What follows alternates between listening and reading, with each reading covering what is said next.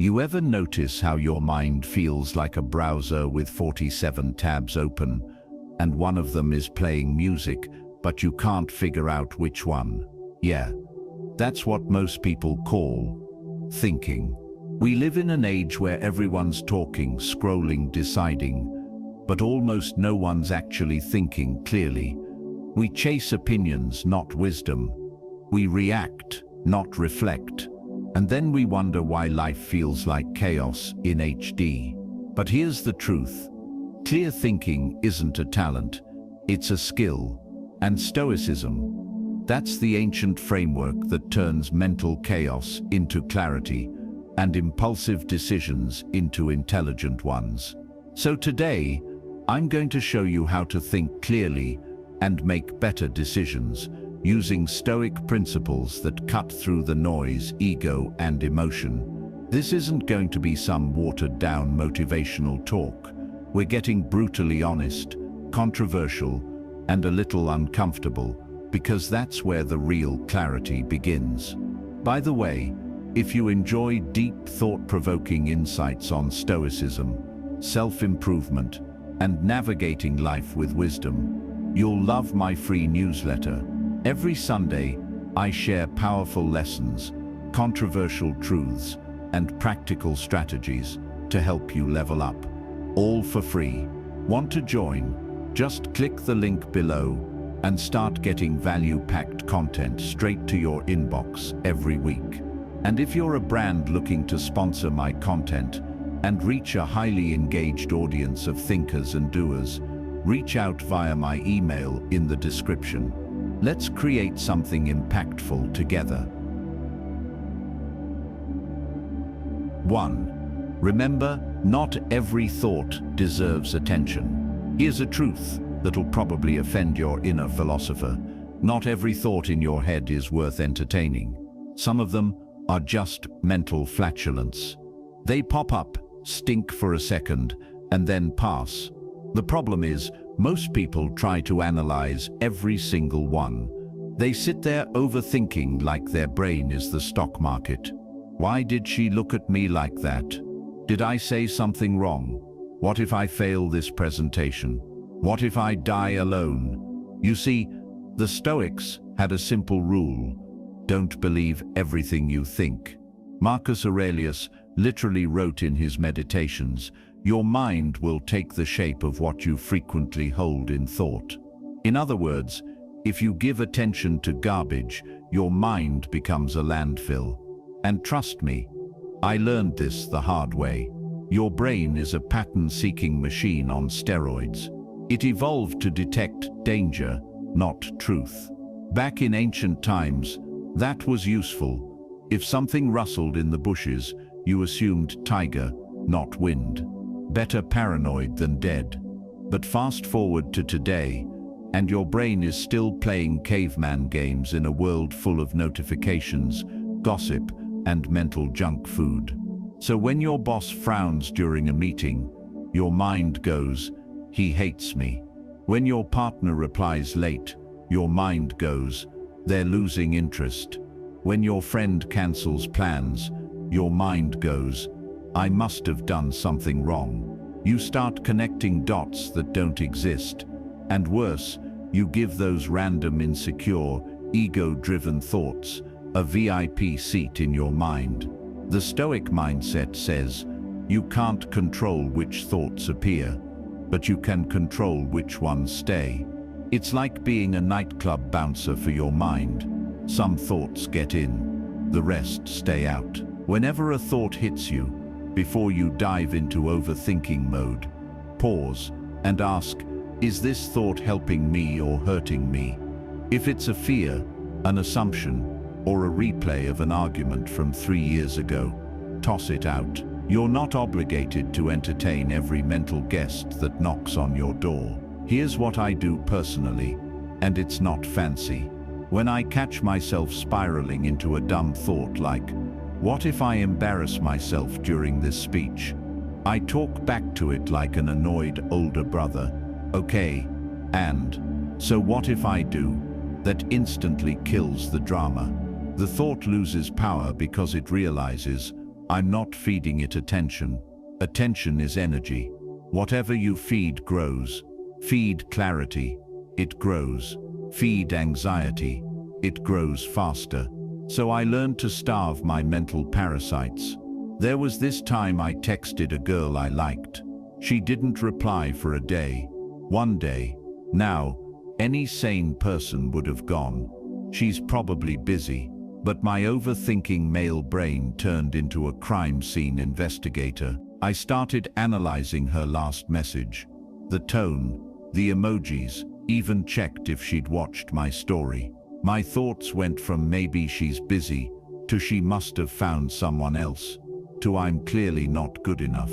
And I sat there sinking into self-doubt. All based on a thought. Guess what? The next day she texted, "Sorry, I fell asleep early last night. Bro, I spent 24 hours mentally torturing myself over something that didn't even exist." That's when it hit me. The real suffering wasn't from reality.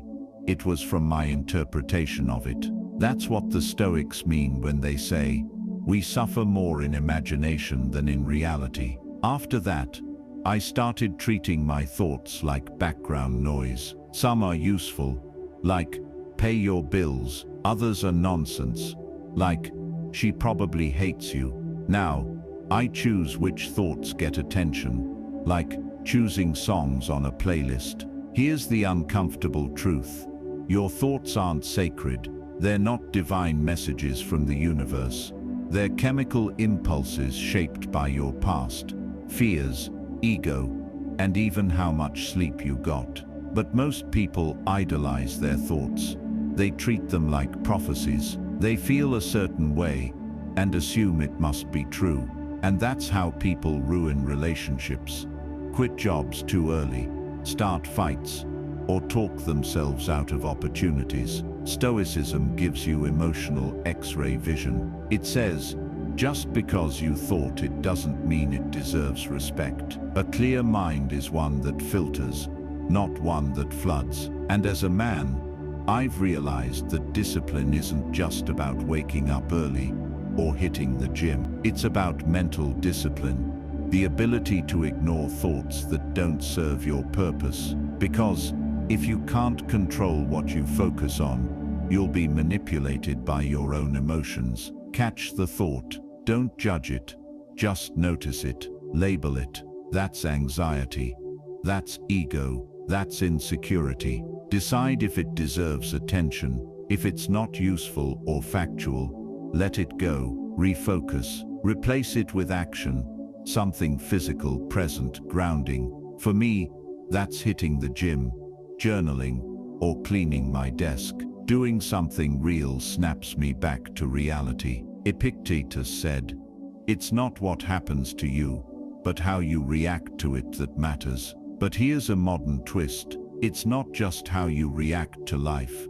It's how you react to your thoughts about life. The next time your brain whispers something stupid, like, "You're not good enough," or "They probably don't like you," smile like a Stoic. Say, "Noted, but I'm not buying it." Because wisdom isn't about having no thoughts. It's about knowing which ones deserve your attention and which ones deserve silence. A man who listens to every thought becomes a prisoner of his own mind. But a man who chooses which thoughts to feed becomes free. That's real Stoicism, not emotionless, not robotic, just mentally sovereign, calm, clear, and unbothered by the noise inside his own head. 2. Never decide when you're emotional. Let me start with a brutal truth. Emotions make terrible advisors. You can't think clearly when your blood's boiling, your ego's bruised, or your heart's racing faster than your logic. You ever notice how most of your worst decisions come from a moment you felt something too deeply? That angry text, that drunk call, that impulsive, "I quit," that "let's get back together" when you knew you shouldn't. Yeah, those weren't decisions. Those were emotional spasms dressed up as logic. The Stoics, Marcus Aurelius, Seneca, Epictetus, all preached the same timeless lesson: master your emotions or they'll master you. And if you're a man in today's world where you're told to feel everything and follow your heart, you need this more than ever, because sometimes following your heart leads you straight off a cliff. Let's be real. Emotions are powerful. They're what make you human, but they're also chemical storms in your body, not divine messages from fate.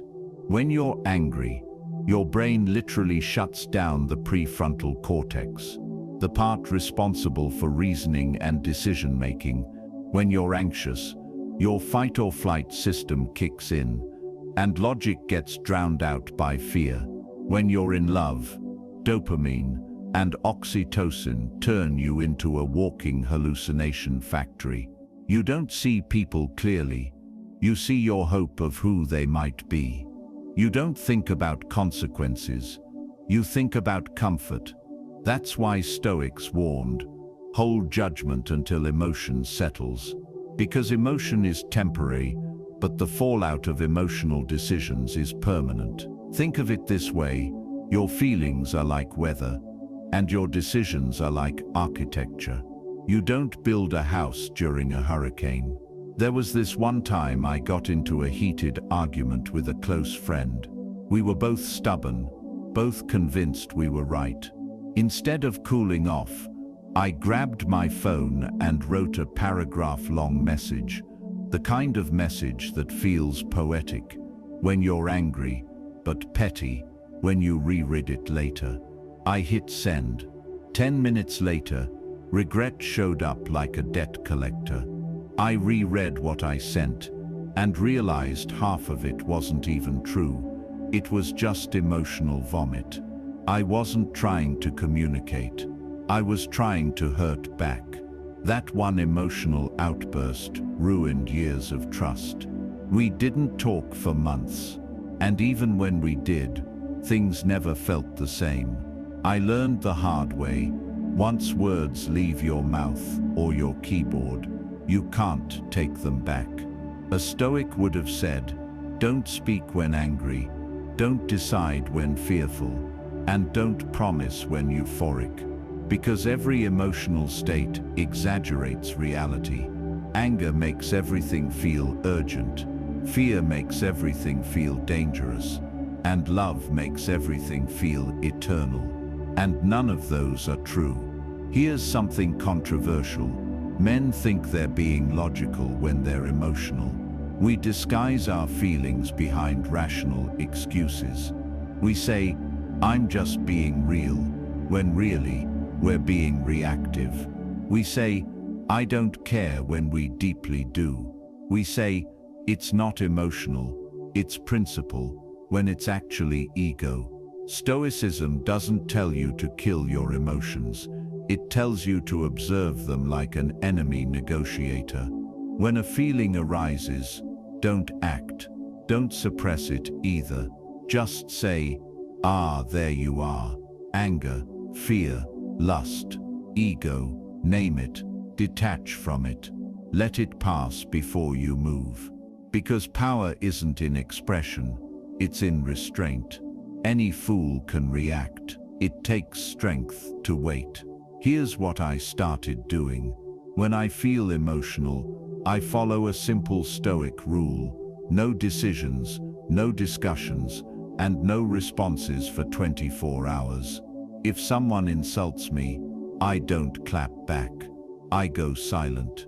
If I'm tempted to send a long text, I type it, then delete it. If I'm angry at life, I journal, I lift, I walk. By the next day, 90% of the emotion is gone, and the few times I still feel the same way, then I act.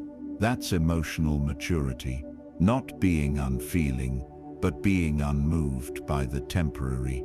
It's like Marcus Aurelius said, if it's endurable, then endure it. Stop complaining. He didn't mean bottle it up. He meant handle it with composure, not chaos. The world tells you that if you don't express every emotion instantly, you're suppressing yourself. But that's a lie. You're not suppressing, you're filtering. There's a difference between repression and self-control. Repression is fear of feeling. Self-control is strength in feeling. Stoicism is misunderstood by modern culture. People think it's about being emotionless. It's not. It's about having emotions, but not being emotionally possessed. It's about being the calm eye in the storm, not the storm itself, because emotions aren't bad. They just need supervision. Anger can fuel justice.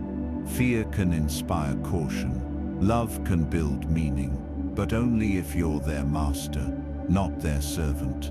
As a man, emotional discipline is your hidden advantage. Because when you can stay calm while everyone else panics, you win. In business, in relationships, in life. The world respects a man who can take a hit, think clearly, and move strategically. You don't have to be cold, just composed. You don't have to stop feeling, just stop acting on every feeling. Real strength isn't the ability to punch a wall. It's the ability to stand still while your emotions beg you to explode. Next time you're emotional, do this. Name the emotion. I'm angry.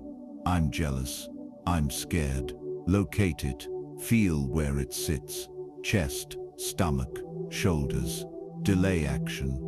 Commit to no decisions until it fades. Journal or reflect. Write what you want to do and what your logic advises.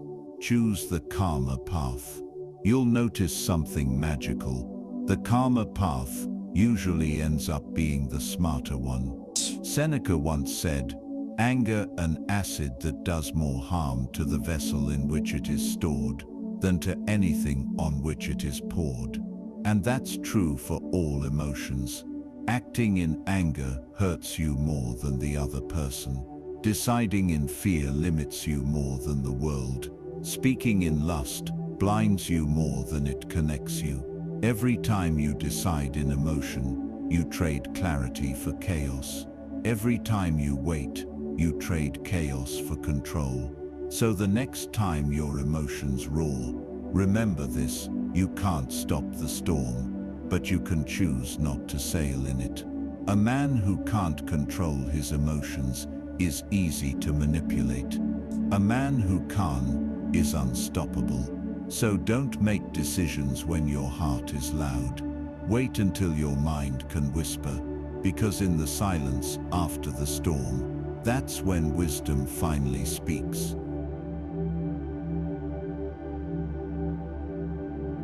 3. Ask yourself, what would a wise person do?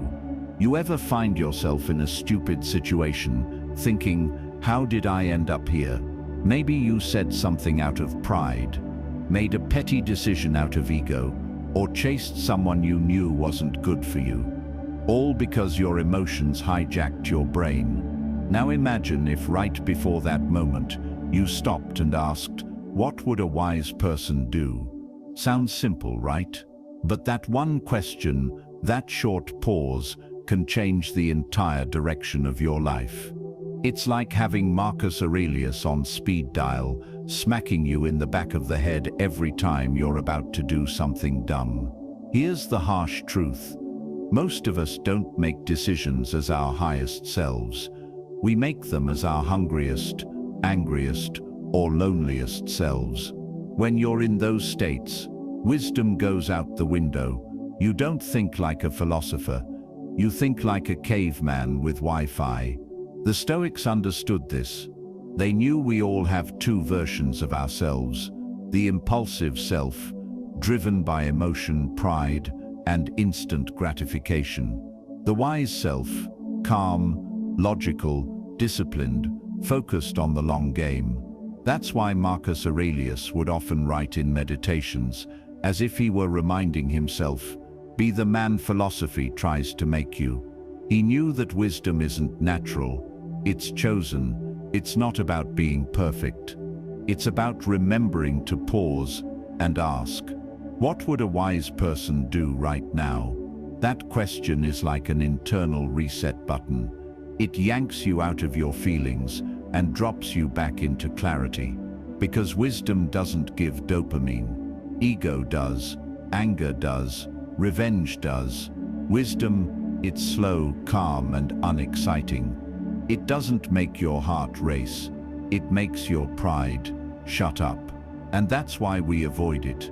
Because wisdom often tells you to do the opposite of what you want to do. It tells you to stay silent when you want to argue. It tells you to walk away when you want to fight. It tells you to let go when you want to control. It's not fun, but it's freeing.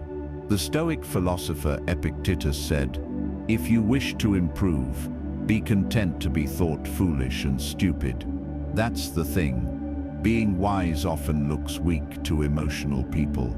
You'll look boring, detached, or even heartless to those who live for drama. But that's because wisdom doesn't perform. It observes. Years ago I had this business partner, sharp guy, but one day he said something that rubbed me the wrong way in front of a few people. It bruised my ego. Instantly, my mind went into "I'll show him" mode. I wanted to confront him right there, make a scene, prove I wasn't someone to mess with.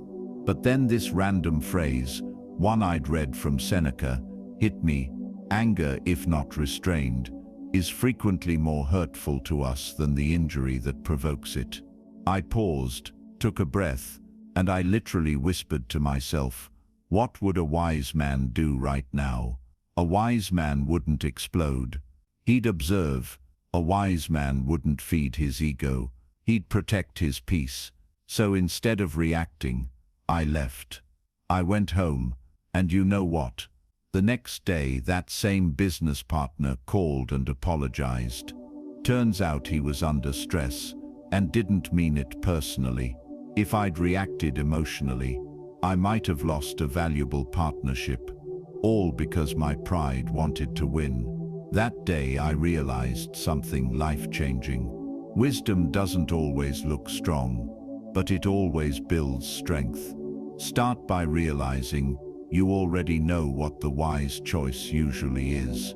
You just ignore it because it's uncomfortable. So the next time you're about to make a choice, whether it's sending that text, clapping back at someone, or quitting something, pause for just 3 seconds and ask, what would a wise person do right now? Not what would I feel like doing? Not what would make me look good, but what would make me proud of myself in 10 years? Wisdom isn't mysterious, it's practical. It's just the discipline of remembering the bigger picture when your emotions want to play small. Men, especially, fall for the trap of reaction equals sign strength. We think being quick, dominant, or loud means we're alpha, but the strongest men I've met are calm. They don't flinch when provoked. They don't over-explain. They don't need to prove they're right, because they know they are. Wisdom is masculine stillness. It's the quiet confidence of knowing you can respond, but choosing not to. Stoicism teaches that a man's strength isn't measured by how much he can control others, but by how much he can control himself. When you master that, no one can manipulate you. When you ask, what would a wise person do? You're not seeking advice from someone else. You're summoning your highest self. You're calling on the version of you that's already calm, patient, and rational, the man you're trying to become. And here's the beauty of it. Every time you choose the wiser path, you reinforce that identity. You stop being someone who's trying to improve and start being the improved version. That's what Stoicism is, not a theory, but a lifestyle. Most people think wisdom comes with age. It doesn't. It comes with awareness. And awareness starts when you stop being a slave to impulse. When you feel emotionally charged, angry, jealous, insecure, Do this. Pause. Take one deep breath before reacting. Visualize. Imagine someone you deeply respect. Marcus Aurelius, your future self, or a wise mentor, watching you right now. Ask, what would he do? Act according to that standard, not your mood. This isn't pretending, it's training. Every time you do it, you're strengthening your inner philosopher and weakening your inner child. Wisdom isn't about knowing more, it's about needing less. Less validation, less drama, less emotional chaos. And when you start making decisions like a wise man, you notice something strange. Your life gets quieter, but stronger. You stop chasing things that don't matter. You stop fighting battles that don't serve you. You stop reacting to people beneath your peace. That's when you know you've evolved. When peace becomes more appealing than proving your point. A wise man isn't emotionless.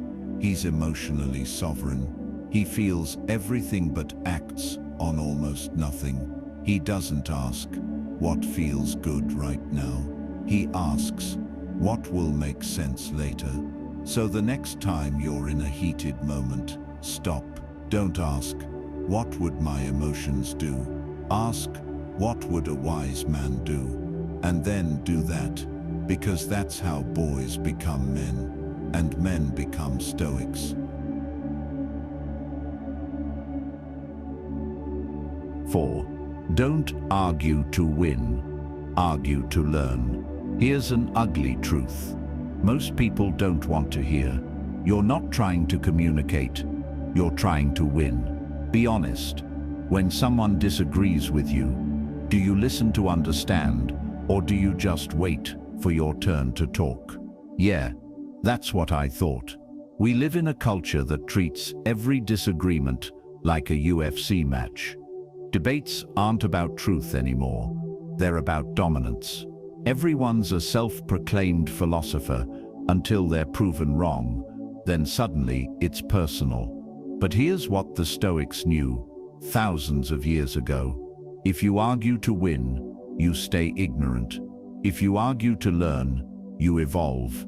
Marcus Aurelius, the emperor who could have crushed anyone who disagreed with him, wrote, "If someone can prove me wrong and show me my mistake in any thought or action, I will gladly change, for I seek the truth, which has never harmed anyone." Think about that. The most powerful man on earth was open to correction. Meanwhile, we can't even handle being wrong in a group chat. Arguing to win is driven by one thing, ego, and ego is allergic to humility. It doesn't want truth, it wants validation. When your ego runs the argument, it doesn't care about facts. It just wants to feel superior. It wants the last word. It wants applause, not accuracy. That's why most arguments go nowhere. They're not two people searching for truth. They're two insecure minds protecting their pride. But here's the problem. When you win an argument through dominance, you lose the chance to grow. Because when you're too busy proving you're right, you're not learning anything new.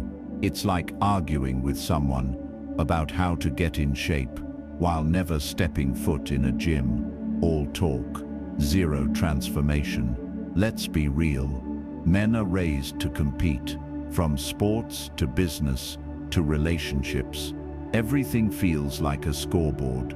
We're told to stand our ground, never back down, never let anyone disrespect you. So when someone challenges us, even intellectually, our brain interprets it as an attack on our manhood. That's when logic dies and ego takes the wheel. But Stoicism flips that completely. It says, a wise man doesn't need to win arguments because he's already won control over himself. That's the real victory, not winning the debate, but walking away with understanding, composure, and peace. A few years ago, I got into a heated discussion with a friend about discipline and success. He was one of those manifestation guys, believed mindset alone could attract wealth. Me, I believed in action, work, consistency, sweat. We started debating. It got personal. Voices got louder. I started feeling my chest tighten, not because of what he said, but because I needed to win. And then he said something that stuck with me forever. "Bro, you're not listening, you just want to be right." That hit hard, because deep down, he was right. I wasn't trying to learn his perspective. I was trying to defend my own identity. I didn't want to feel wrong. That's when I realized most of us don't fear being incorrect. We fear being exposed. We build our beliefs like fortresses, not because they're true, but because they make us feel safe. So I shut up, listened, and ironically, that's when I actually learned something. His approach had some wisdom. Mindset does matter, maybe not alone, but in harmony with effort. By letting go of winning, I walked away smarter. When you're in a disagreement, remember this simple Stoic rule. Don't argue to defend your ego, argue to refine your understanding. Here's how: pause before responding. Most people reply emotionally, not rationally. Ask questions instead of making points. Why do you think that?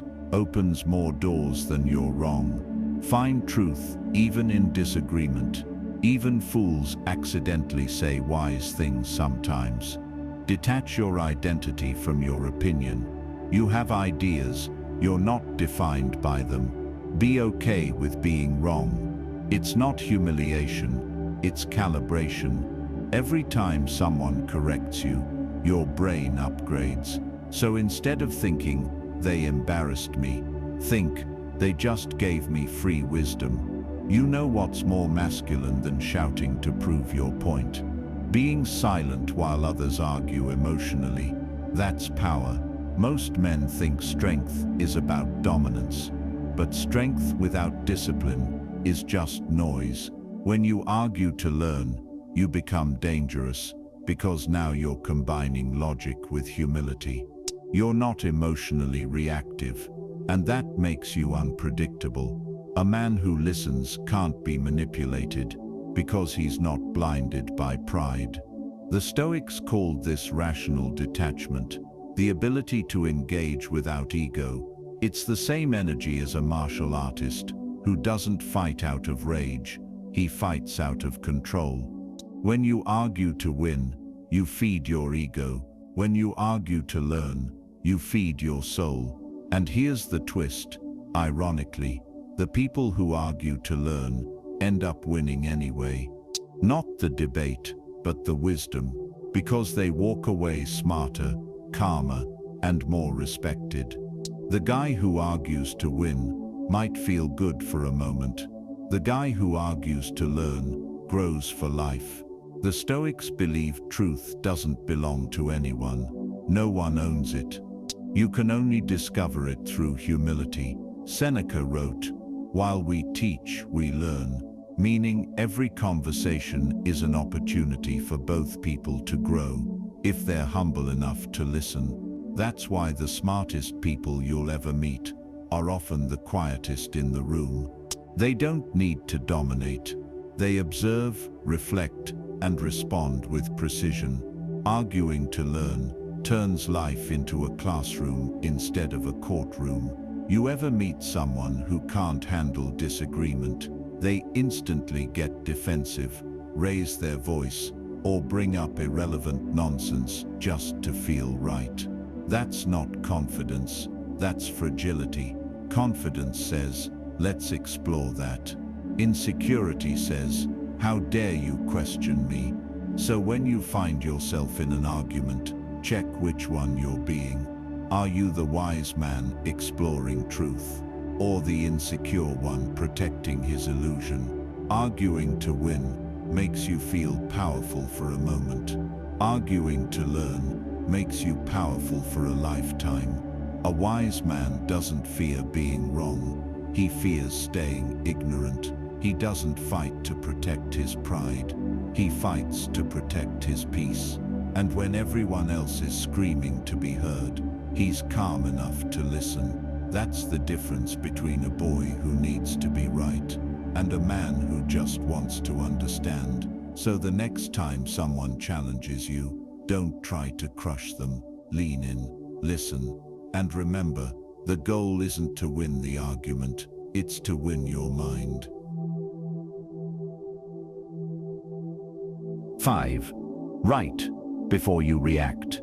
Here's the uncomfortable truth. Most people don't think, they explode. Someone says something offensive, and boom, you're typing a paragraph in all caps like a man possessed. You slam that send button with righteous fury, heart racing like you just ran a marathon, and 5 minutes later, you're sitting there, rereading what you sent, feeling like an absolute idiot. Been there, done that. You see, the Stoics believed that our emotions aren't the problem. Our reactions are, Epictetus said. It's not what happens to you, but how you react to it that matters.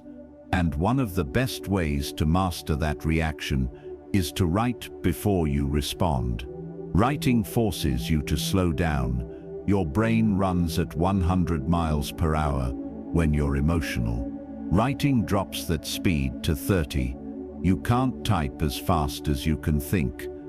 And that's the whole point. When you write your thoughts out, you start noticing how irrational, dramatic, or downright petty they sound.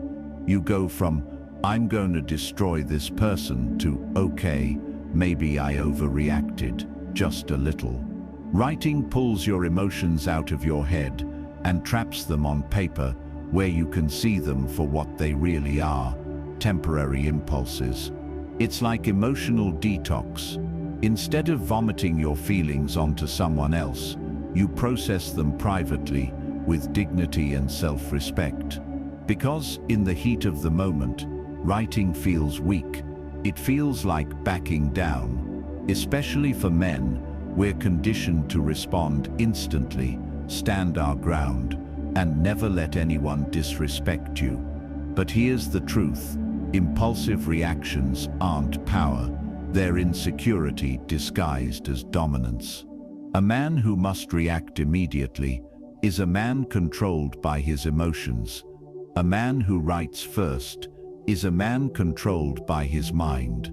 Stoicism teaches you can't control what happens, but you can always control your interpretation. Writing helps you rewrite that interpretation before it destroys your peace. I remember a time I was dating this girl. Let's call her Mia. We had an argument, one of those subtle, emotional ones that starts small but escalates like a nuclear bomb. She said something that hit a nerve, something like, "You never listen, you just talk like you know everything." Instantly, my ego went, "Oh yeah, watch this."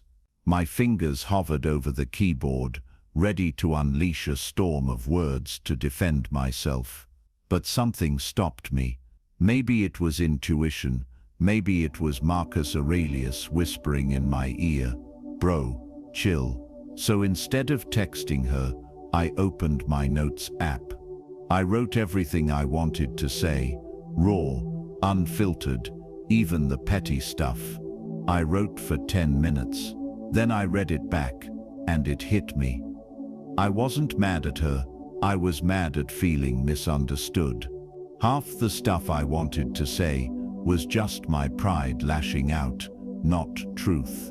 After writing, I deleted the whole thing and sent her a calm, honest message instead. "Hey, maybe you're right. I do talk more than I listen sometimes. Let's talk later when we're both calm." Guess what happened? We didn't break up. We actually had a meaningful talk the next day. If I'd sent that angry text, I would have ruined something good. Not because of what she said, but because of how I reacted. Writing saved me from myself. Writing is like building a bridge between your emotion and your logic. When you're angry, your amygdala, the emotional part of your brain, hijacks everything. You literally can't think straight. Writing activates your prefrontal cortex, your rational mind, the part that says, okay, let's actually analyze this. So when you write, you give your logic a fighting chance. It's why journaling is a Stoic practice. Marcus Aurelius didn't have Twitter arguments. He had a journal. He'd pour his frustrations, doubts, and anger into his writing, and by the end of it, he'd find peace. He wasn't writing for others, he was writing to manage himself. Here's how to practice this Stoic power move.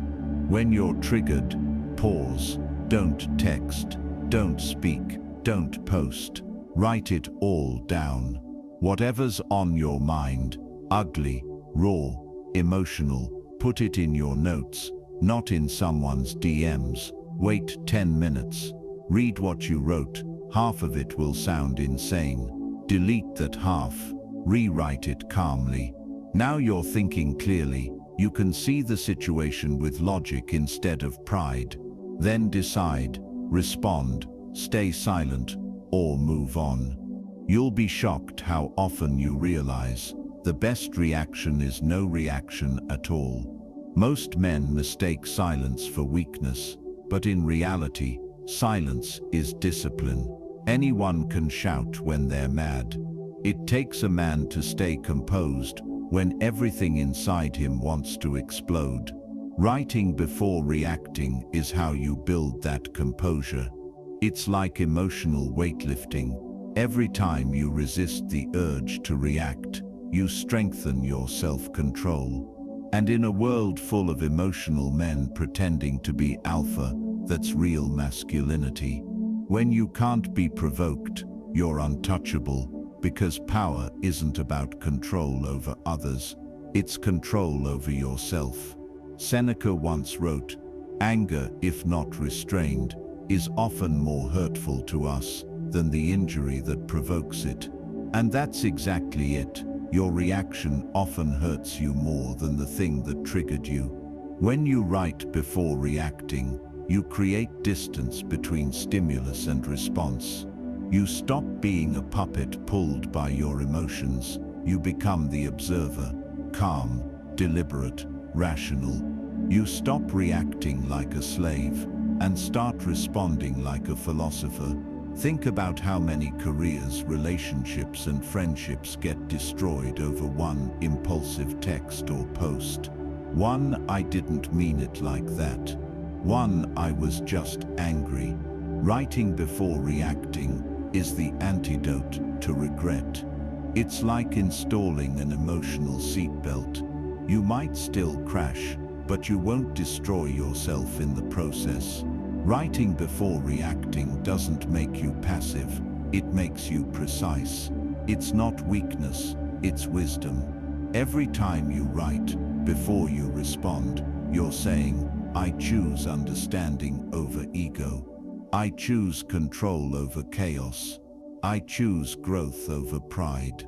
And that right there is how Stoicism turns ordinary moments into powerful lessons. So the next time someone pushes your buttons, don't fire off a message. Open your notes. Write, bleed your emotion into words. Then read it back and smile, because you just did what 99% of people can't. You thought before you reacted. And that, my friend, is what separates the wise from the reckless. 6. Separate what you can control from what you can't. Let's start with a brutal truth. Most of your stress doesn't come from what's happening. It comes from you trying to control things that were never yours to control. We've all been there. You're obsessing over why she stopped texting back. You're replaying that job interview in your head, wondering if you sounded confident enough. You're checking your phone every 5 minutes for a message that might never come. And every time you feel this sinking frustration, that tight, angry feeling in your chest, when life doesn't go your way. That's because you're doing what most people do, trying to control the uncontrollable. Epictetus, one of the OGs of Stoicism, dropped the ultimate mental freedom cheat code when he said, "Some things are in our control, and others are not. Simple, yes. Easy, absolutely not." Because our egos hate that truth. The ego wants control over everything. People, outcomes, timing, the weather, your hairline, your boss's attitude, everything. But here's the reality. You can't control most of it. You can't control whether someone likes you. You can't control whether your boss promotes you. You can't control the economy, luck, timing, or traffic. But you can control your focus, your habits, your reactions, and your effort. That's the Stoic formula. Control the controllables. Accept the rest with grace. And the moment you actually live that, your anxiety starts to die. Men are wired to fix things. If something's broken, we want to grab a wrench, solve the problem, make it right. That's good in theory, until we start treating people and life like machines. You can't fix people. You can't fix uncertainty. And trying to control it all will burn you out faster than a cheap lighter. The modern man is drowning in over-control, texting double just to clear the air, overthinking his every word, stressing about what people might think. That's not leadership. That's slavery to external validation. Real masculine energy is calm, detached, focused on what is, not what should be. You don't control the storm. You just control how you steer the ship.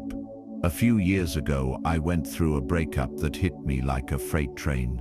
We'd been together for years. I thought we were solid. Then suddenly she said she needed space. Now when a man hears that, his brain translates it as "fix this now." So I did what most guys do. I tried to talk it out, explain, reason, control. I sent long messages trying to convince her to stay. I replayed every conversation, searching for where I went wrong. I was obsessed, but here's what I didn't realize. I was fighting a war I'd already lost. I was trying to control her feelings, something no man in history has ever successfully done. It wasn't until I hit emotional rock bottom that I finally stopped. I remember sitting on my bed, drained, phone in hand, and thinking, this isn't strength, this is madness. So I deleted the texts, put my phone down, and wrote 2 columns on paper. Under "Can control," I wrote, my habits, my attitude, my focus, my response. Under "Can control," I wrote her feelings, her choices, the past, the timing. Looking at that paper hit me hard. For the first time in weeks, I felt peace, because I finally realized my energy belonged to the first list, not the second. That simple separation changed everything. I started hitting the gym, reading again, focusing on my work. And you know what? My life didn't just go on. It improved. She didn't come back, but my sanity did. When you focus only on what you can control, life becomes lighter. Not because it gets easier, but because you stop wasting energy on impossible battles. You reclaim your focus. You move from chaos to clarity. You stop thinking like a victim. Why is this happening to me? And start thinking like a Stoic warrior. How do I respond to this? This is emotional alchemy, turning frustration into strength. Here's a simple but powerful Stoic exercise. Step 1. When something stresses you out, write it down. Step 2. Divide it into 2 lists. Can control and can control. Step 3. Pour all your energy into the first column. Step 4. Release the second. Let it burn. If you can't change it, Why suffer twice, once for what happened, and again for wishing it didn't? When you focus on your controllables, your attitude, your consistency, your response, life stops being overwhelming. You stop being a victim of circumstances, and you become a master of your reaction. A strong man doesn't need to control others, he controls himself. When a man loses control over his emotions, he becomes predictable. When he masters them, he becomes unshakable. That's what real composure is, power with restraint. You can't intimidate a man who's made peace with uncertainty. He doesn't need to know the outcome, because he knows he'll handle it either way. That's the essence of Stoic masculinity: calm under pressure, grace under chaos, action without attachment. Let's say you're working hard, doing everything right, but your promotion goes to someone else. The average person spirals, complains, gossips, sulks. The Stoic man says, I can't control the outcome. I can control my performance, my growth, my attitude. And ironically, that mindset makes him more successful in the long run, because people trust calm consistency over emotional volatility. Control what you can, accept what you can't. That's how you win the long game. Marcus Aurelius wrote, "You have power over your mind, not outside events. Realize this, and you will find strength." It's one of the most empowering lines in philosophy, because it shifts the entire battlefield from the outside world to the inside. You can't control whether life punches you in the face, but you can control whether you stay down or get back up. That's your domain. Freedom doesn't come from power, it comes from clarity, knowing what's yours to influence and what's not. Most people waste their lives fighting ghosts, obsessing over what they can't control, trying to rewrite what's already done, chasing people who've already left. But the Stoic man knows better. He saves his energy for what matters: his discipline, his focus, his inner peace. When you separate what you can control from what you can't, you stop being a slave to chaos and start becoming a master of yourself.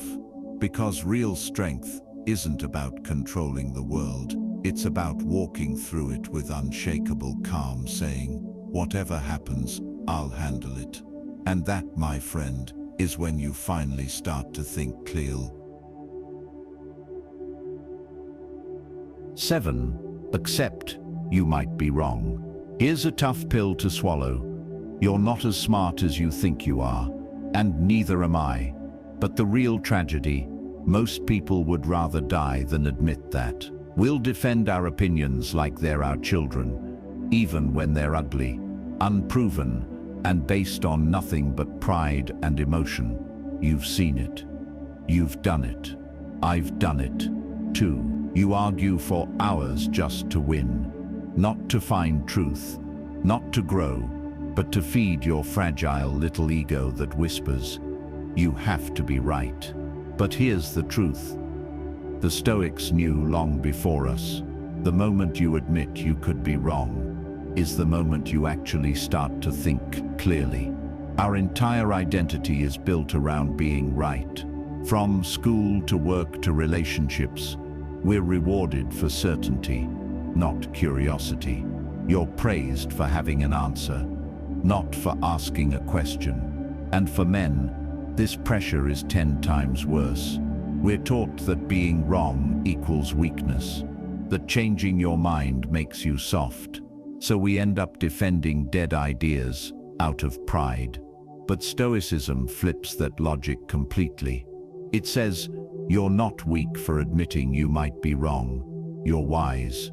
Marcus Aurelius literally wrote in his journal, if someone can show me I am wrong and show me the truth, I will gladly change.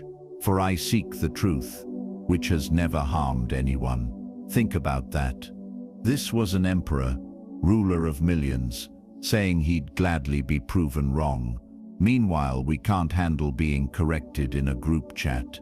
When you accept you might be wrong, you give your mind permission to evolve.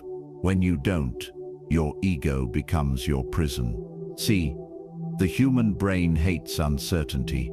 It craves closure.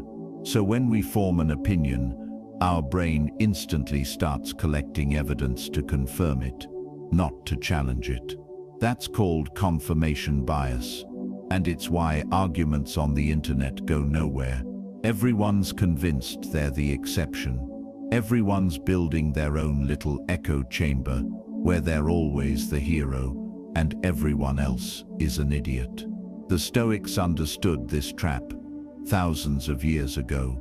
That's why they practiced intellectual humility, the willingness to question your own thoughts before questioning others, because the real enemy of wisdom isn't ignorance, it's certainty.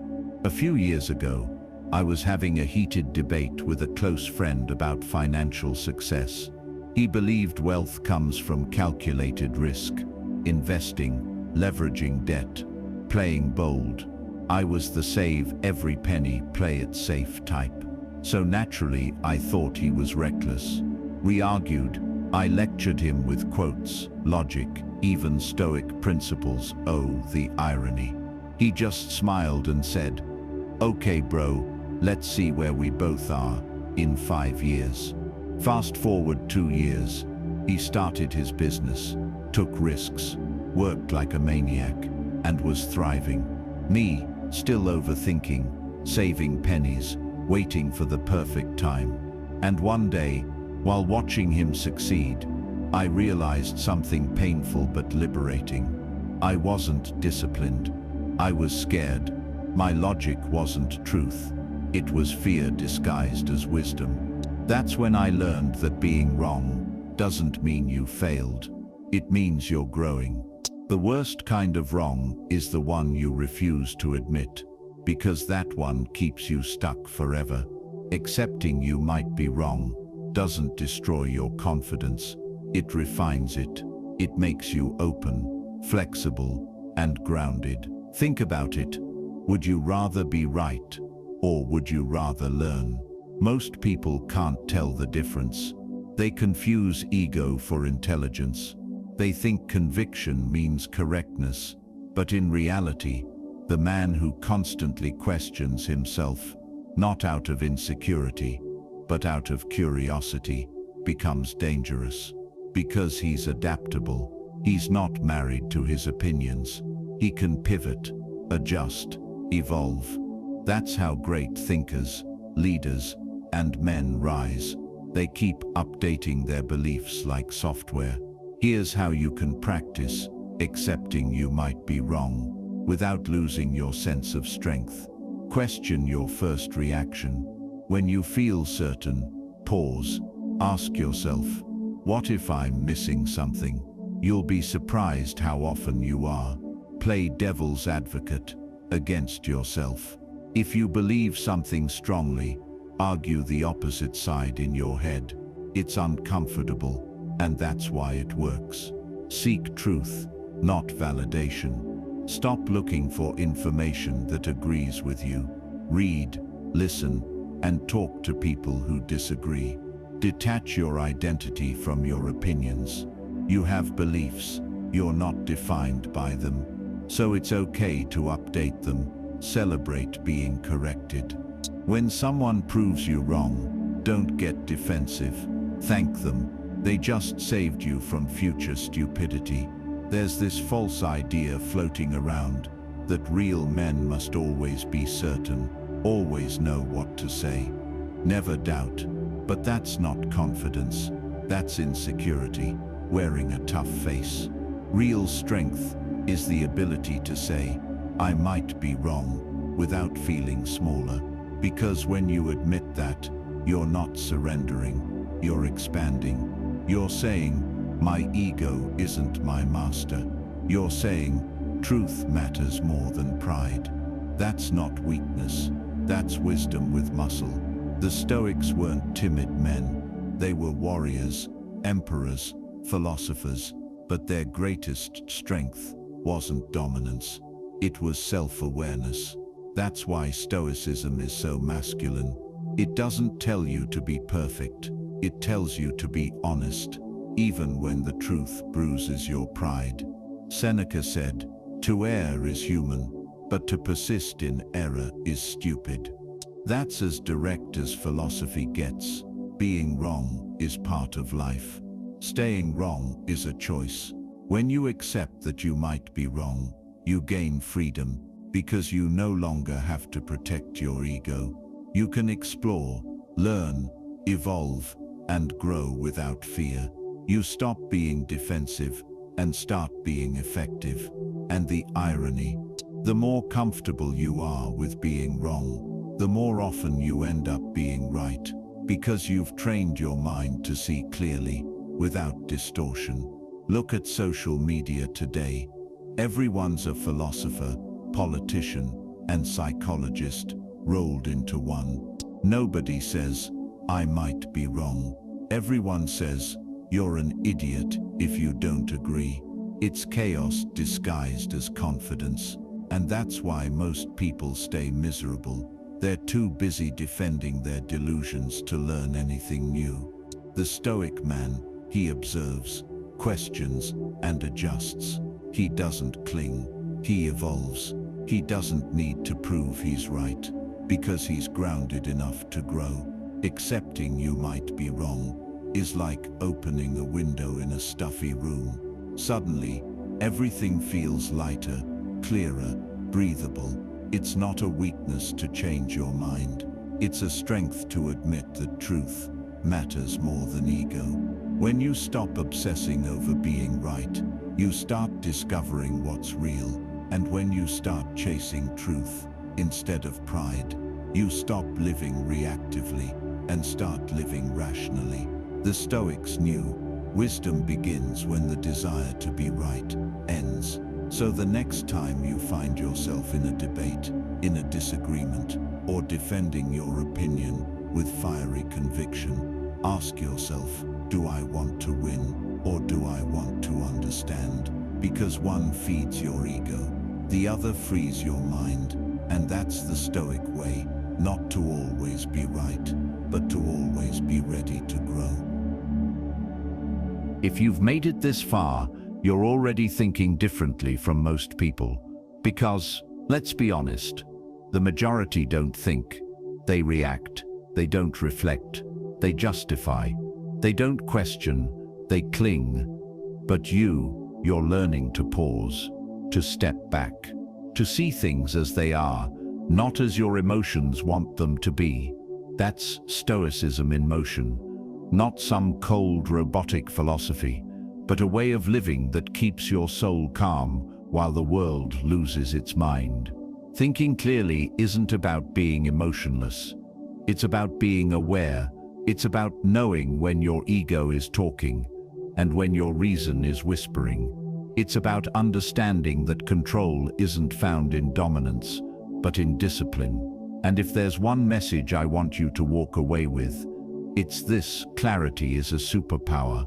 In a world of overreactors, the man who can pause, reflect, and respond, not emotionally, but intentionally, will always stand out.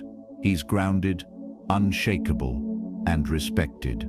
When you learn to think clearly, you stop chasing validation and start building conviction. You stop fighting every battle and start choosing the ones that matter.